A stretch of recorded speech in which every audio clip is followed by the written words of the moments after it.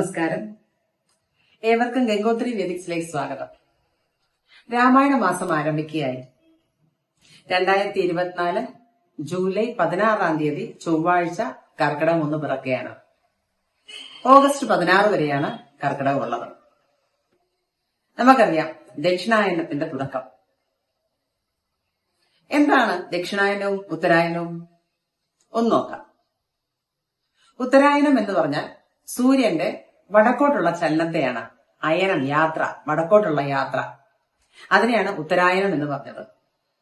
അത് മകരസംക്രാന്തി മുതൽ കർക്കിടക സംക്രാന്തി വരെയാണ് ഉത്തരായനം എന്ന് പറഞ്ഞത്. എന്താണ് ദക്ഷിണായനം? സൂര്യന്റെ തെക്കോട്ടുള്ള യാത്ര. അതായത് കർക്കിടക സംക്രാന്തി മുതൽ മകരസംക്രാന്തി വരെയുള്ള സമയം. ഇതാണ് രണ്ടയനങ്ങൾ.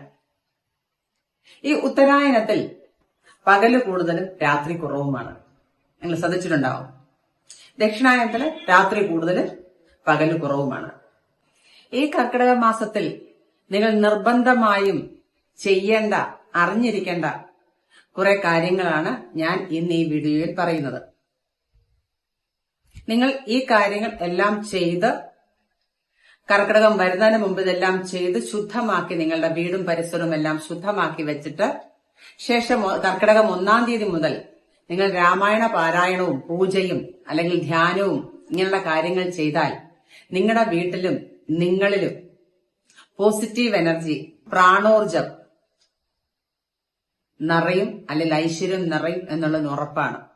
അതിനു മുമ്പ് മനുഷ്യ ശരീരവും പ്രകൃതിയും തമ്മിൽ എങ്ങനെ ബന്ധപ്പെട്ടിരിക്കുന്നു എന്നൊന്ന് നോക്കാം. പ്രകൃതിയും മനുഷ്യനും എല്ലാം സൃഷ്ടിക്കപ്പെട്ടിരിക്കുന്നത് പഞ്ചഭൂതങ്ങളാലാണ്. പഞ്ചഭൂതങ്ങൾ ഏതാണെന്ന് നിങ്ങൾക്കറിയാം അല്ലെ?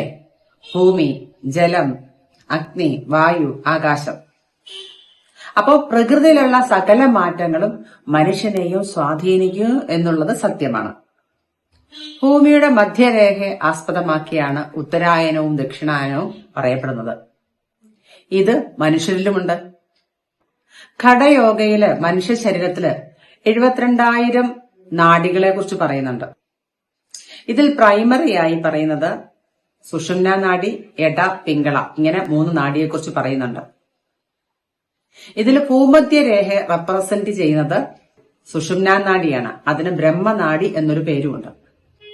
ഇടനാഡി ദക്ഷിണായനമായും പിംഗള നാഡി ഉത്തരായനമായും കൽപ്പിക്കപ്പെട്ടിരിക്കുന്നു. ഭൂമധ്യരേഖയിലെ സൂര്യന്റെ സ്ഥാനം സുഷുമ്ന നാഡിയിലെ പ്രാണനുമായി സംയോജിക്കുന്നു. ഇടനാഡിയെ ചന്ദ്രനാഡി എന്നും പിംഗള നാഡിയെ സൂര്യനാഡി എന്നും പറയപ്പെടുന്നുണ്ട്. ഇത് ഒരു സാമാന്യ അറിവിലേക്കായി ഞാൻ പറഞ്ഞു എന്നേ ഉള്ളൂ. ഈ ദക്ഷിണായന കാലത്തിൽ കൂടുതലും ഭൗതികമോ നിഷേധാത്മകമായ തരംഗങ്ങളാണ് മനുഷ്യരിൽ കൂടുതലും ഉണ്ടായിരിക്കുക. അതിന് കാരണം സൂര്യരശ്മികളുടെ കുറഞ്ഞ പ്രഭാവം കൊണ്ടാണ്. നമ്മൾക്കറിയാം മഴക്കാലമാണ് അല്ലെ?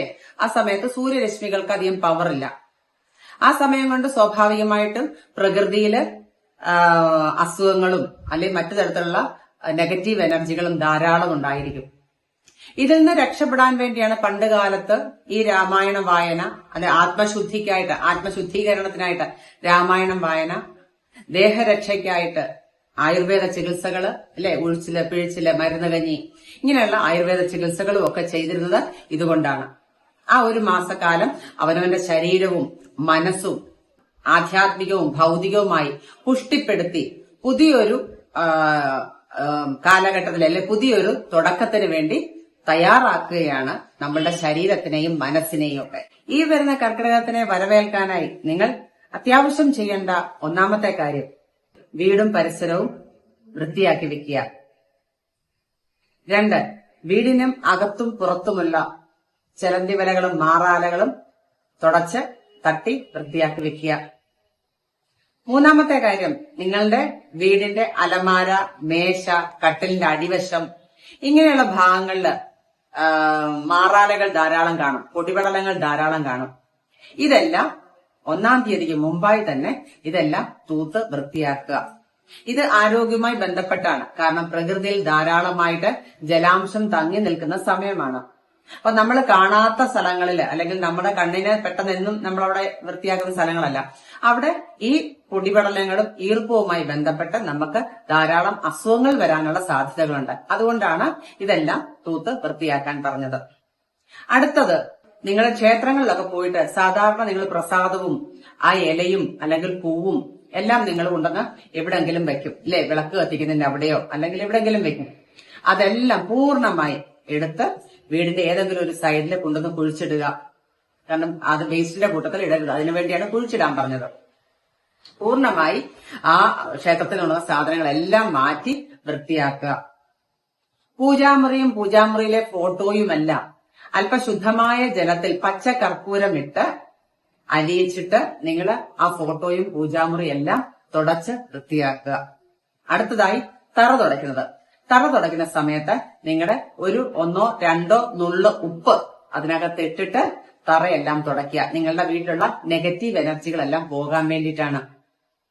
ഇനി അടുത്തതായി നിങ്ങളുടെ അടുക്കളയിൽ ഉള്ള അരിപ്പാത്രത്തിൽ നിങ്ങൾ 1 രൂപ നാണയവും ഒരു മഞ്ഞൾ കഷ്ണവും ആ അരിയുടെ പാത്രത്തിൽ ഇട്ടുവെക്കുക. മഞ്ഞൾ അണുനാശിനിയാണെന്ന് നിങ്ങൾക്കറിയാം. ഇവിടെ 2 ഉദ്ദേശമാണുള്ളത്. അരി എന്ന് പറയുന്നത് അന്നപൂർണേശ്വരിയാണ്. മഞ്ഞളും പാർവതിയുടെ സങ്കല്പമാണ്, അല്ലെ? അന്നപൂർണേശ്വരിയും പാർവതിയും 2 ഭാവങ്ങൾ മാത്രമാണെന്നേ ഉള്ളൂ. അപ്പം ദേവീ സങ്കല്പം വരാൻ വേണ്ടി, ദാരിദ്ര്യം ഇല്ലാതിരിക്കാൻ വേണ്ടിയിട്ടാണ് ഇങ്ങനെ ചെയ്യാൻ പറഞ്ഞിരിക്കുന്നത്. നിങ്ങളുടെ പൂജാമുറിയിലുള്ള വിളക്കിന് അനുബന്ധമായ സാധനങ്ങൾ എല്ലാം വൃത്തിയാക്കി കഴുകി തുടച്ച് ഉണക്കി വെക്കുക. പ്രധാനമായി ഒരു കാര്യം, കർക്കിടക മാസത്തിൽ നമ്മൾക്കറിയാം പ്രകൃതി വളരെ വിഷമയമുള്ളതായിരിക്കും, അല്ലെങ്കിൽ അസുഖങ്ങൾക്ക് സാധ്യതയുണ്ട്, പ്രതിരോധ ശക്തി കുറഞ്ഞ സമയങ്ങളാണ്. അതുകൊണ്ട് വിളക്ക് കത്തിക്കുന്ന എണ്ണ പൂർണ്ണമായി എള്ളെണ്ണയാവാൻ ശ്രദ്ധിക്കുക. കാരണം എള്ളെണ്ണയ്ക്ക് പ്രകൃതിയെ ശുദ്ധീകരിക്കാനുള്ള കഴിവുണ്ടെന്ന് നിങ്ങൾക്കറിയാം. നമ്മൾ സാധാരണ വിളക്ക് കത്തിക്കുന്ന എണ്ണ അല്ലെങ്കിൽ പലതരത്തിലുള്ള വെളിച്ചെണ്ണ, അങ്ങനെ പലതരത്തിലുള്ള എണ്ണ ഉപയോഗിക്കും. ഈ ഒരു മാസക്കാലം പൂർണ്ണമായി ശുദ്ധമായ എള്ളെണ്ണ കിട്ടുന്നുണ്ടെങ്കിൽ അതാണ് ഏറ്റവും അത്യുത്തമം. അതുകൊണ്ട് അത് പ്രത്യേകം ശ്രദ്ധിക്കുക. അതുപോലെ തന്നെ പ്രധാന വാതിലും ആ ഭാഗത്തുള്ള ജനലും എല്ലാം നല്ല ശുദ്ധജലത്തിൽ തുടച്ച് വൃത്തിയാക്കേണ്ടത് അത്യാവശ്യമാണ്. നമ്മുടെ വീടിന്റെ മുൻവശത്ത് ഒരു തുളസിച്ചെടിയും അതിനകത്തൊരു മഞ്ഞളോ അല്ലെങ്കിൽ മഞ്ഞൾ ചെടിയോ ഇട്ട് നമ്മുടെ വീടിന്റെ വടക്ക് കിഴക്ക് ഭാഗത്ത്, അല്ലെങ്കിൽ അതിന്റെ വടക്ക് കിഴക്കിന്റെ വടക്കോ കിഴക്കോ വയ്ക്കേണ്ടതാണ്. ഇത് നിങ്ങൾക്ക് ഐശ്വര്യം തരുന്ന ഒരു കാര്യമാണ്. പിന്നെ അത്യാവശ്യമായി നിങ്ങൾ ചെയ്യേണ്ട ഒരു കാര്യമുണ്ട്. നമ്മൾ ഈ കടകളിൽ വാങ്ങിക്കാൻ കിട്ടും ഭസ്മം വയ്ക്കുന്ന ഭസ്മപാത്രം, അല്ലെ? തൂക്കിയിടുന്നത്. എല്ലാ ഹൈന്ദവ വീടുകളിലും അതൊരു ഐശ്വര്യമാണ് പണ്ട് കാലത്ത്, അല്ലെ? നമ്മളുടെ വീടിന്റെ നെഗറ്റീവ് എനർജി അല്ലെങ്കിൽ ശുദ്ധീകരിക്കുവാൻ ഈ ഭസ്മത്തിന് ഭയങ്കര കഴിവുണ്ട്. അങ്ങനെ ഒരു ഭസ്മ കുടം നമ്മുടെ വീടിന്റെ ഉമ്മറ ഭാഗത്ത് തൂക്കിയിടാൻ നിങ്ങൾ മാക്സിമം ശ്രമിക്കുക. അത് ഭയങ്കര ഐശ്വര്യമാണ്. കൂടാതെ ഉള്ളിലേക്ക് നിങ്ങളുടെ ഈ നെഗറ്റീവ് എനർജിയെ അല്ലെങ്കിൽ ദോഷത്തെ തടഞ്ഞു നിർത്താനുള്ള കഴിവ്, ശുദ്ധീകരിക്കാനുള്ള കഴിവ് ഈ ഭസ്മത്തിനുണ്ട്. ഇങ്ങനെ വീട്ടിലെ സകല സാധനങ്ങളും ശുദ്ധിയാക്കി ചൂലിന്റെ തുമ്പ് വരെ കഴുകി വച്ചതിന് ശേഷം നിങ്ങളൊരു പാത്രത്തിൽ കുറച്ച് വെള്ളമെടുത്ത് അതിൽ 1-2 തുളസിക്കതിരിട്ടതിന് ശേഷം ആ തീർത്ഥം വീടിന്റെ 4 ഭാഗത്തും പറമ്പിലും നമ്മുടെ ഗൃഹത്തിലും എല്ലാം തളിച്ച് ശുദ്ധമാക്കുക. ഇങ്ങനെ വീടും പരിസരവും എല്ലാം ശുദ്ധിയാക്കി ഇനി ഒരു ആത്മശുദ്ധീകരണത്തിന് നമുക്ക് തയ്യാറാകാം. എങ്ങനെയെന്നല്ലേ? നമുക്ക് രാമായണം പാരായണം ചെയ്ത് ആത്മശുദ്ധിയെ വരുത്താം, പ്രകൃതിയെ ശുദ്ധി ചെയ്യാം, നമ്മുടെ വീട്ടിലെ അന്തരീക്ഷത്തെ ശുദ്ധി ചെയ്യാം, വീട്ടിലെ സകല ജനങ്ങളുടെയും മനസ്സിനെയും ശരീരത്തെയും എല്ലാം ശുദ്ധി ചെയ്ത് കുടുംബത്തെ സമാധാനവും ഐശ്വര്യവും കൊണ്ടുവരാൻ വേണ്ടി നമുക്ക് ശ്രമിക്കാം. നമ്മൾ കർക്കിടക മാസത്തിൽ ചെയ്യേണ്ട കാര്യങ്ങളെ കുറിച്ച് ഏകദേശം പറഞ്ഞു കഴിഞ്ഞു, അല്ലെ?